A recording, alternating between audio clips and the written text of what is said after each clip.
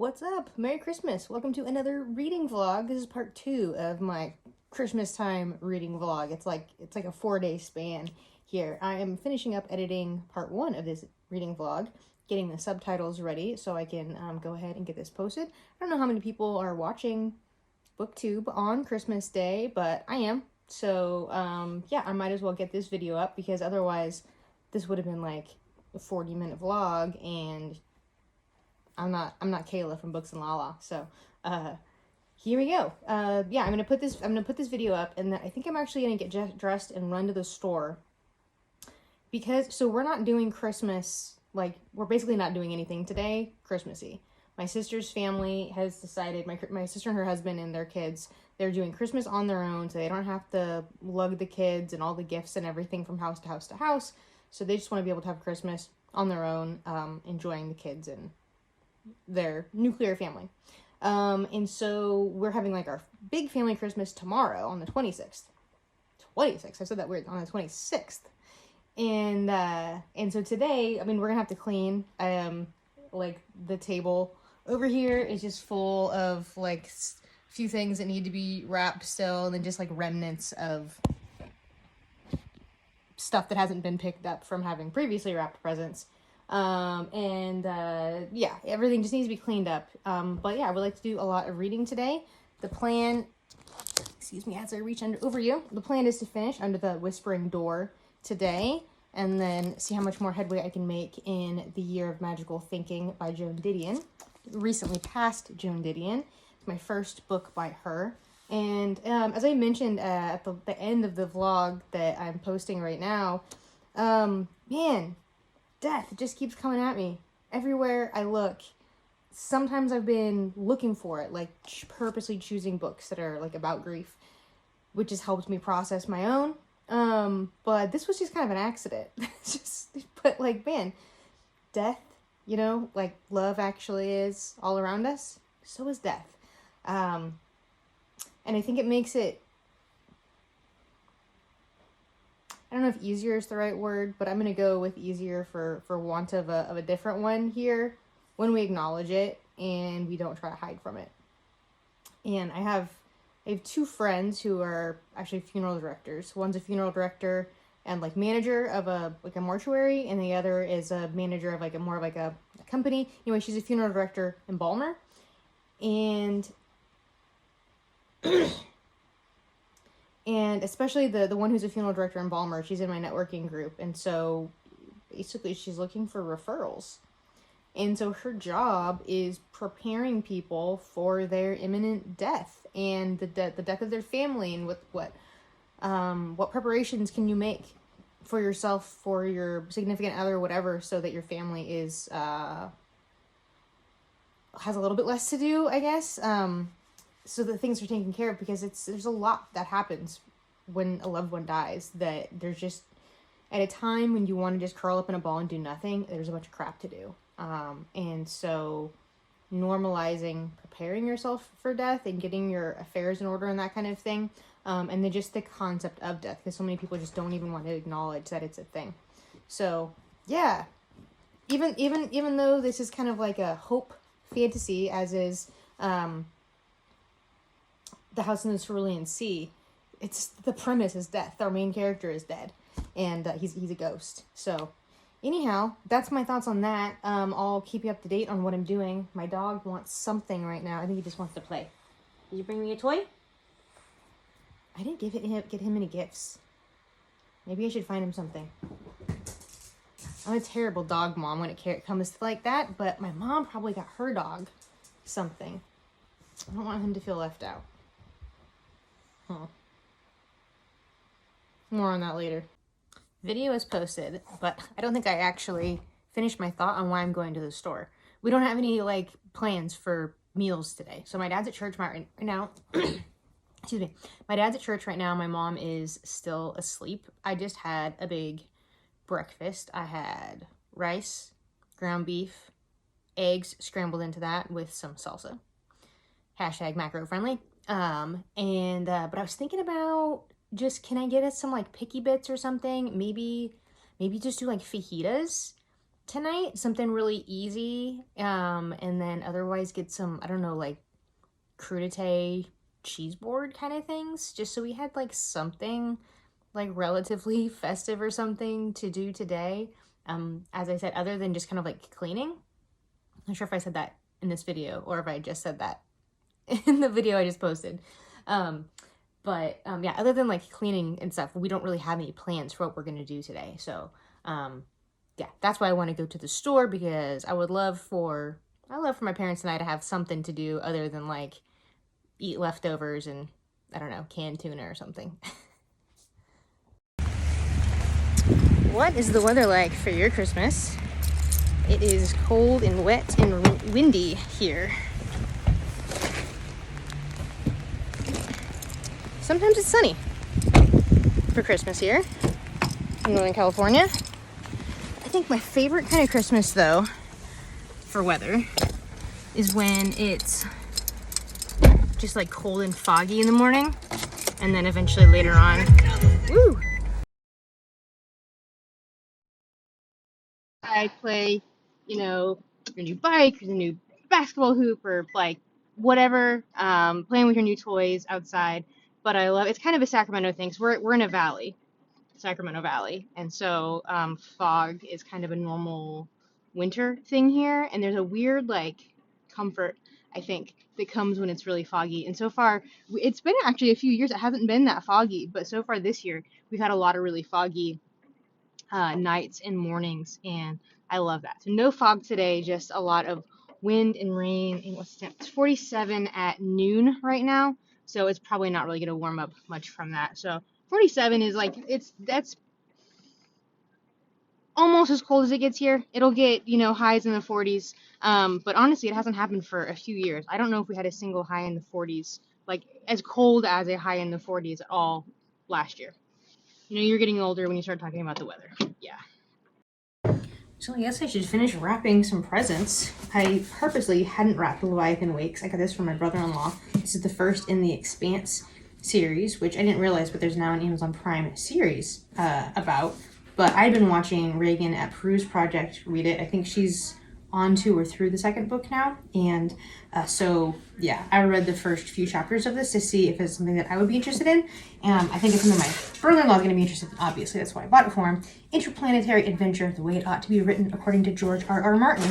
So I thought, I have this Amazon box that has these little, like, air pocket thingies. I thought maybe I could pack it in the box with like stuff around it to make it seem like, because I always get books, so maybe just throw them off a little bit, especially if it's a big hardback. I'm even afraid that it's gonna even just rip the paper.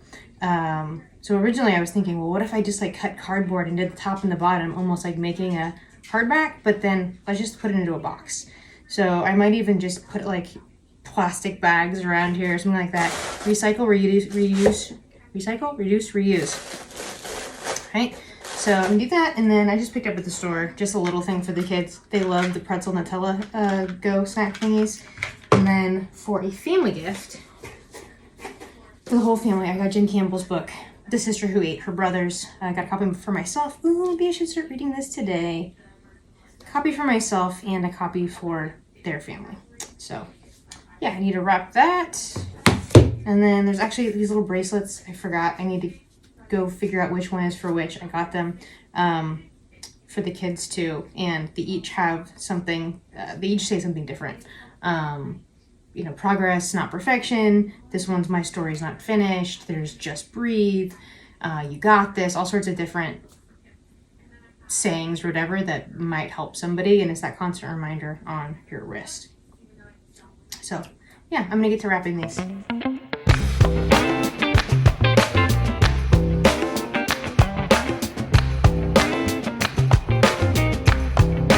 Christmas is coming, yeah. Start sending your letters off to Santa. Christmas is coming, yeah. Better be nice if you want your present.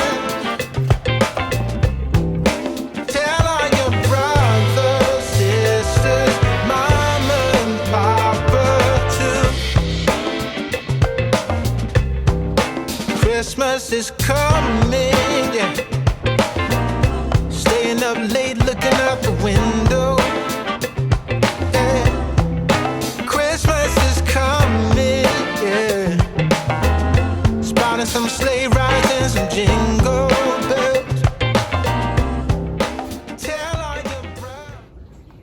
It is coming down.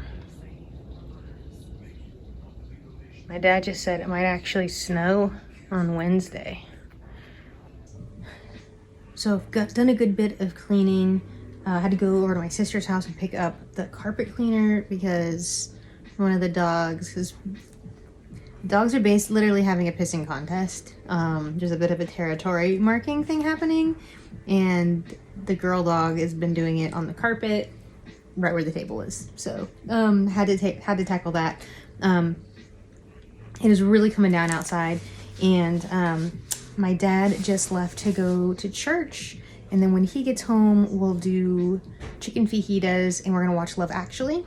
And until then, I have about 85 pages or so left in Under the Whispering Door, so I'm going to hopefully power through and get this finished up. Got some nice afternoon half-calf coffee here.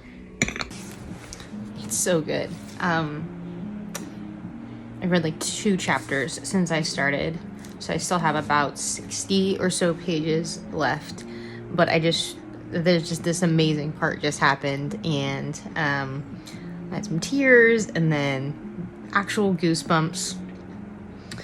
One thing I have to say, to kind of preface like the entire book and what it is saying, is this is a view of the afterlife. Maybe it's TJ Klune's view of the afterlife, and it is not mine.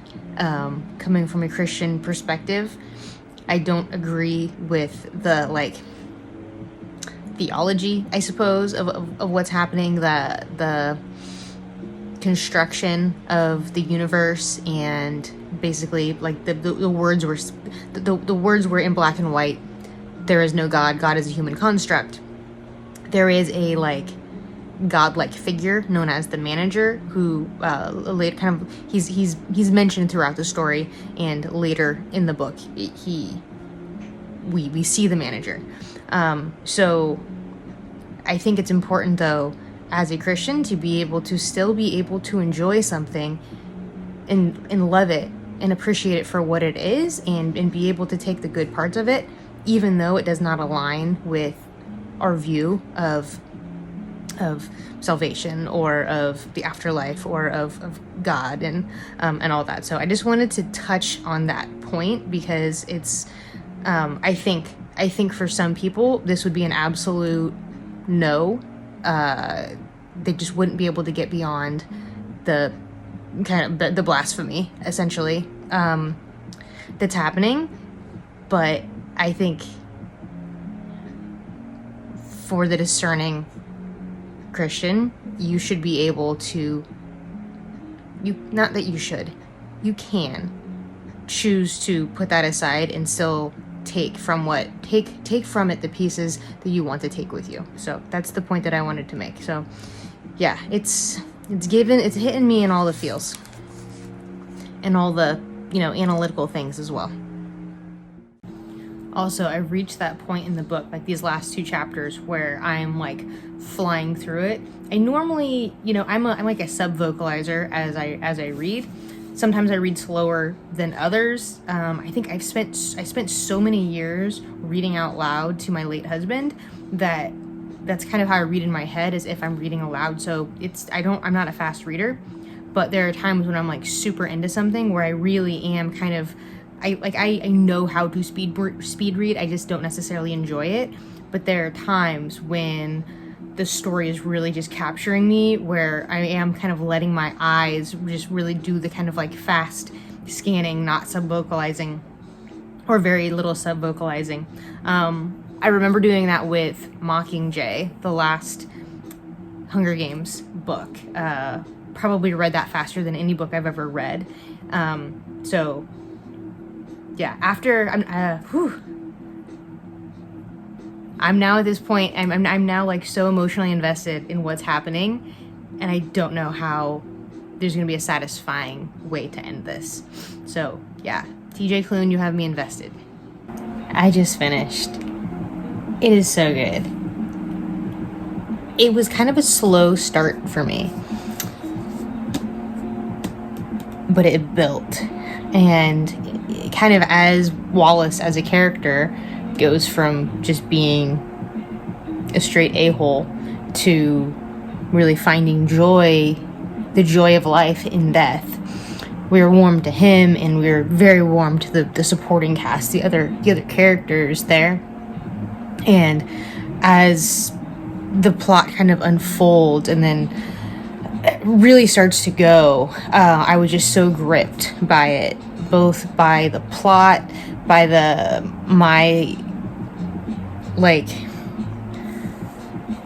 I felt a really vested interest in the fate of the characters.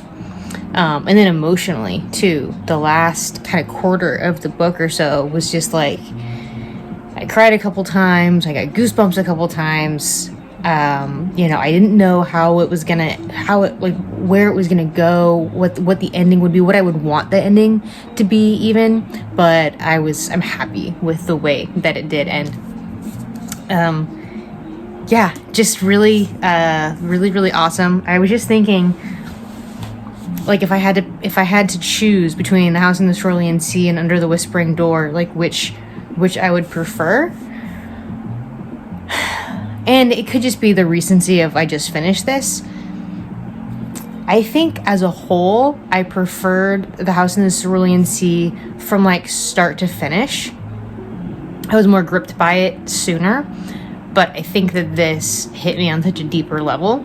And that might too just be because of my very recent experience with death and grief, that just tugged on my heartstrings more than The House in the Cerulean Sea did, where others might find more of an emotional attachment to The House in the Cerulean Sea. So I'd love to know if you've read both. Do you prefer one or the other? I don't know. I could definitely see rereading both, and I think that having read them both in the same year, I think that these are among my top two, among my top 10, if not top 5 books of the year. So it is just now 8 o'clock. When my dad got back from church, I made us some chicken fajitas. So we just ate those, and then my mom went over to feed my aunt and uncle's dogs.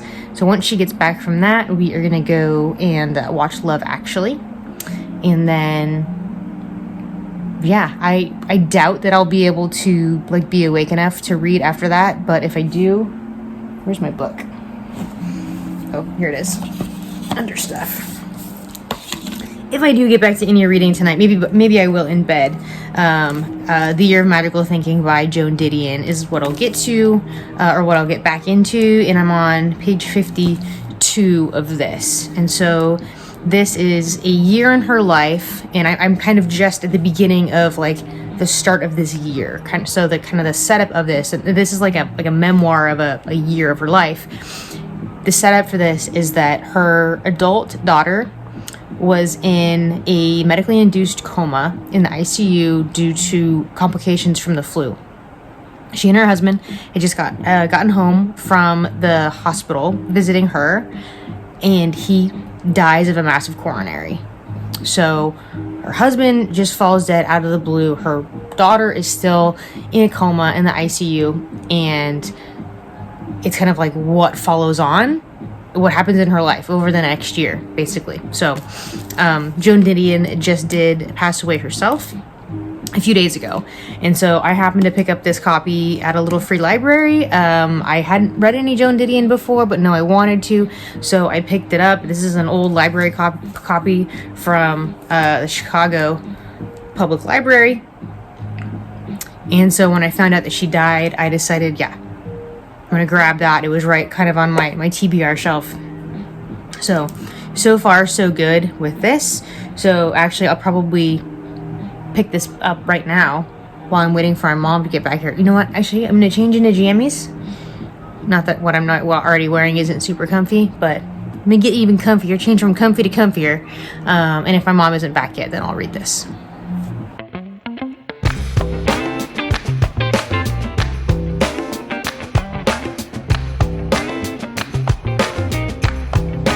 Christmas is coming, yeah. Start sending your letters off to Santa.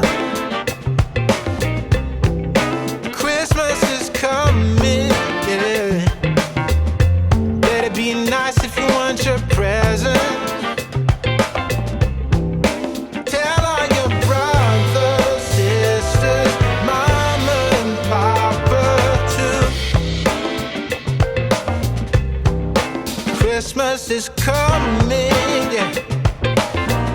Staying up late looking out the window, yeah. Christmas is coming, yeah. See, I'm a good boy. Open this. That's pretty good. You're a good boy? Yeah.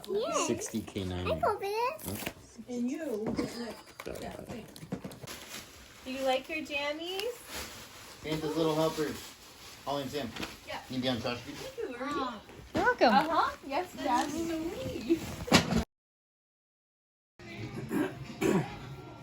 guys want to come sit down? Yeah, we can sub. We've been praying. We've been subbing.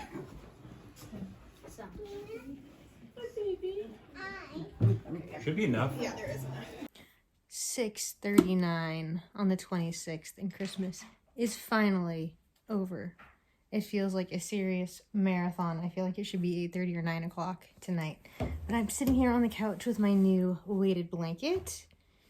And I got a weighted blanket, yeah. Sammy, once again, is spending the night with us. He's playing with his new Legos. And I'm just going to get back to reading my Year of Magical Thinking. This was sitting on the table and my grandma recognized it. I guess she saw it in the newspaper that Joan Didion just died, and I guess it mentioned in this book. So I'm going to get back to reading that, and I think it's going to be a very early night for me because today was also a work day. I wrote from like 7 to 9 o'clock this morning. It was kind of a combination of like a regular Sunday for me, and then also, oh yeah, it was Christmas. So pretty exhausting, and tomorrow's Monday.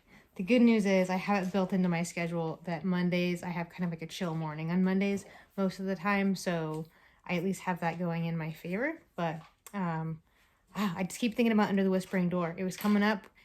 It was, my niece was asking about ghosts earlier and about like why ghosts can like touch certain things, but then their hands like go through things. She's talking about Casper actually, but I was like, oh, I know this. I just read about this in Under the Whispering Door.